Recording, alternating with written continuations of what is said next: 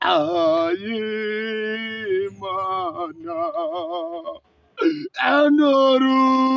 anorumenye izina rya Yesu ibyo ngura byose aherekane kandi kose niba tukundari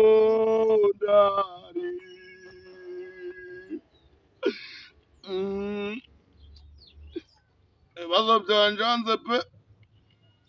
aho bigeze naho gusenga Imana ni ukuri ndanayise byanjanze ibibazo byanjanze aro ni Imana tumiwe none ko wavuze ngo yemwe nk'abarusha n'abaremerewe ngo nituza ngo uraturura none nkaba ndi kumva ndushe ndemerewe n'ibibazo by'isi izina rya Yesu ubwo si uri kuvuga guca none kutari gusubiza umuntu umuntu ngo nakomanga ngo uzamukingurira igihe cyose mbaraga ndakomanga ngabura naho ngomanga ubwo si none buriya indirimbo naziririmbaga ahubwo ibyo bintu warabivuze koko mbisomaga ndi nabyubahiriza simbibona kwa muganga barebe ko gifite ubwonko mu